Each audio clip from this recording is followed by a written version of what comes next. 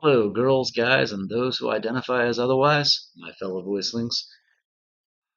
Figured I'd come forward and give you guys a little bit of a life update. Decided I'm going to start keeping a journal, and if it's cool with Tara, once a week, uh, maybe even twice a week, just kind of document everything that's going on alongside of my progress as a voice actor. So if you guys give me a minute, I've got to go feed my dogs. Then I'll be back with you in the recording booth. So please be patient.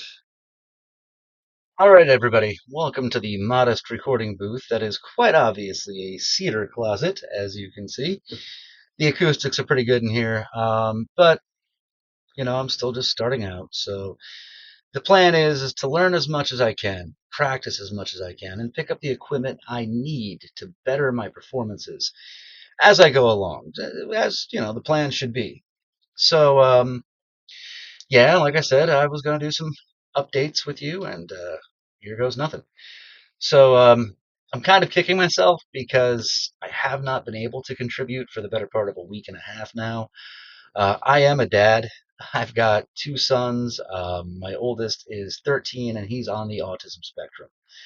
Aiden is the type of kid who doesn't tell you when he's not feeling well until it's painfully obvious. And yours truly ended up with strep throat. So, a little gift from my son to dad. I love him, and it's just one of those many, many challenges we as parents have a tendency to not really expect, but they do rear their ugly heads, and kind of sucked not having a voice. I have to remind myself I'm still healing up from it, and earlier this morning I said, you know what? I want to sing for my class. I want to sing for my voicelings, and between the fact that my voice still isn't at 100%, I'm still congested, and that also has to do with seasonal stuff. And my equipment isn't all that great. Yeah, wasn't able to deliver. I ended up deleting those videos, and I'm working through perfectionist syndrome. I am my own worst critic. Um, I'm nowhere near as bad as I used to be, don't get me wrong, but yeah, self forgiveness is something that I'm still working on. Granting myself amnesty is something I am still working on. You know, I'm not at 100%, and I shouldn't be mad about that. These things happen. And on top of that, I've just had a bunch of outside bull going on, and hmm, some added stressors that I needed to recover from. For those of you who are in the North Carolina, Virginia, East Coast region of the Voicelings class, a few days ago we got hammered, and I mean hammered by rain. Well, I was out picking up a car part that I needed to make it so my car would pass inspection, and turns out it was the wrong damn part. So as I'm on my way home from getting my refund, the sky just tears open. And my sweet little town of Onancock, Virginia, was an Olympic-sized swimming pool times 100. So I had to remind myself Chevy makes cobalts, not canoes. And I stopped off at Royal Farms for a minute just to kind of regroup. And while I'm in there grabbing myself a seltzer water, state trooper comes in and says, "Hey, if anybody's traveling through Onancock, good luck because small cars aren't making it through." So me, knowing my back roads as well as I do, and that wasn't meant to be a sarcastic jab at myself. I've lived out this way for a little over 20 years. I take my usual route. It's high up. I shouldn't have to worry about anything, flooding my car. And I get 100 feet from the road that makes it so all I have to do is turn left, and there's my street. Power lines and a really large elm tree just went right down, and thankfully my brakes are good. So I have to do this K turn. I've got to turn around and take the next street, and the next street's looking good. until I hit the cornfields and the dip. And right as I'm doing that, water just floods out from both sides, and my car floats. Needless to say, I sucked up a lot of water into my air filter, and my car is on life support right now. It's not starting. Thankfully, I've got some friends who are mechanics. They came by, they looked at it, and they feel like all I've got to do is wait for another 2 to 3 days and let the car dry out, and hopefully my car is not dead. So that's been a big stressor because as the parent of a disabled child, uh, I rely on that vehicle for everything from getting my timesheets to work because I work from home, grocery shopping, bill paying, and I'm basically the guy handling everything I can while maintaining voice acting, maintaining writing because I do write, maintaining sanity because both of those things are helping me do that, and just trying not to spiral back into old habits. I'm not afraid to say this. I suffer from depression, and I don't suffer like I used to, but it was bad for a while. I could go on about why, I could go on about, my entire backstory, but then this would be a 3 hour video. I'm trying to keep it under 10 minutes. And, it was bad. I was in some pretty dark places a while ago, and animation, writing, voice acting, all this stuff helped pull me out of that spiral. I am that guy. I am the walking cliche where I will say a certain show saved my life because it did. That show is Hell of a Boss. Okay. Now I know it's got its detractors. I know it's not really seen as like the best show ever for a lot of people, but for me, it it made me start reflecting on who I was. It made me more comfortable with me. Um, it inspired me to write. And this past March, I got to meet not only Tara, which was a brief interaction. Um, I got to finally meet Richard Horvitz, and Richard has been a hero of mine since I was, let's see, when did Summer School come out? I would have been 6 years old. And yes, it was a movie from the 80s that I probably shouldn't have been watching at that age, but my sister is a cancer survivor. And when you've got a sister going through chemo and you're in hospitals, you are in the Ronald McDonald House. You're facing life head on. Suddenly, vampires and Freddy Krueger seem to be a lot less scary. And I was a sneaky kid, I will admit it. But I mean, my mom caught us watching Summer School one time, and she recorded it right off HBO, and so we had that as part of the VHS collection for a long time. And that was and still is one of my favorite films from the 80s. Um, But Richard's performances have always been some of my favorite. Of course, we're going to talk Invader Zim.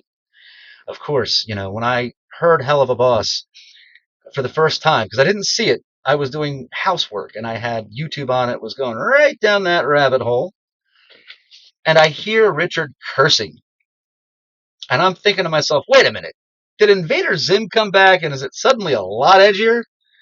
Because I'm also really familiar with the work of Jonan Vasquez. And I figured it was a possibility, but no. I see three imps in this hellhound, and they're just going at it. And it's funny. It's really funny until it isn't. And then I started picking up on the layers of the show, the complications of the characters, and the fact that some people will say it's not well written, but to me, it resonated. That's the word I'm looking for. It resonated. And I could find myself identifying with certain parts of those characters. Um, Luna, I mean, I understand why she's guarded because I kind of grew up that way. Blitz, you know, outwardly chaotic, but inwardly kicking himself over everything for good reason, you know? Um, Moxie, trying to be the heart and soul of the group, but being overlooked and made fun of until he finally gets some comeuppance and starts showing maybe you shouldn't be screwing with me. I'm kind of at the Moxie stage of life. If I'm being real, I just, don't have my Millie. And that kind of sucks, but hey, you can't compare all the time. Life is life. But I will say, when it comes down to the dynamic between those two, it's got to be one of the most hilariously healthy dynamics I've ever seen in media. To see two people that work in such a chaotic field, to be so loving and so dedicated to each other, it's sweet. It reminds you that even though this show is based in hell, they have lives. And that show stuck with me. It still sticks with me. So there's my little rant about why I love Hell of a Boss. And that was the show that inspired me to say, fuck it, pardon my language. You have put yourself out there for other people since the age of 14. You have been a caretaker since the age of 14. But what have you done to care for yourself? And that was a hard question to ask. It started with me writing. I wrote as a way to get through grief. And I had an 80-page, I told myself an 80-page or 80-paragraph fan fiction. What if I told you guys I'm mapping out the 10th book? Finished the prequel. I'm halfway through the sequel. I'm halfway through the threequel. And I'm mapping out the third book, or not the third book, but the final book now. What if I told you this is a 9 to 10 book series? I have a sister who lives in Ireland. She's Irish by birth, and she works in the industry too. She's actually, I want to say she started out as a grip, and now she's a script supervisor. I love her dearly, but she's the type of person that's really blunt, and she doesn't get it. She asked me, why am I writing things that I can't publish? I'm writing these things that I can't publish with the knowledge that I can't publish them unless I get the okay, and that may not happen. But I'm writing this. I'm keeping up with this universe because this universe is the universe that saved me. I'm writing it for love. How many of us take jobs that we know we're not going to get, but we still practice that character anyway because we fell in love with that character? That's a real big part of art. You may not get discovered, but you still put your heart and soul into it anyway. I've reached that level where I'm taking a look at what's been happening to me personally over the past few years, good and bad. The bad, when the bad is bad, kicks me in the taint. But I'm able to walk that off. The good, things are happening to me I never thought would ever happen. I told myself I couldn't finish a book. Did it. I told myself there are people in this life that you look up to as peers that you will never meet. Well, I was wrong about that too. I met Tara briefly. Um, I was kind of all over the place at the convention. I was like a bee on caffeine.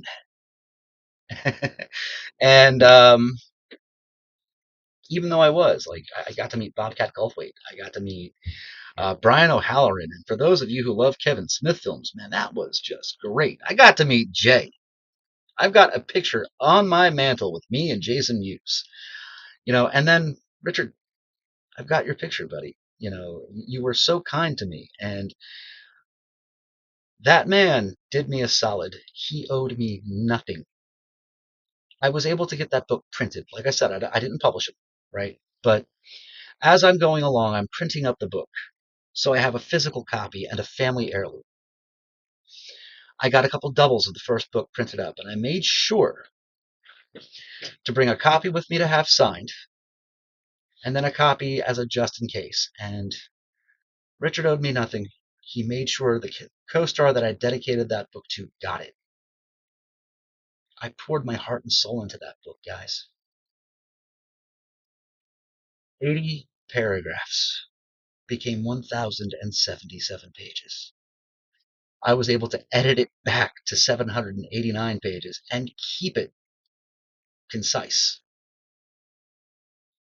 In doing this, I realized I wasn't just writing a character. I was writing the version of myself I always wanted to be, and I said, screw it. My character is a reflection of who I am, and I'm going to embody that character. And I realized I wasn't playing a character. I was finally comfortable with me.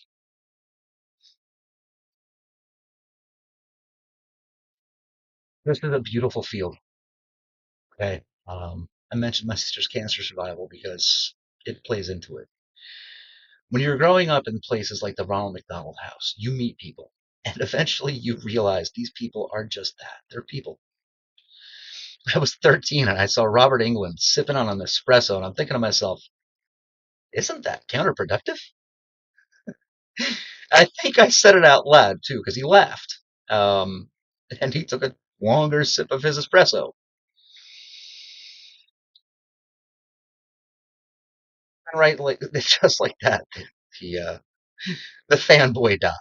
So, these conventions, I'm meeting people I look up to, but I don't go all crazy fanboy. It's not a good look for anybody, and it makes them uncomfortable, and I'm not that guy.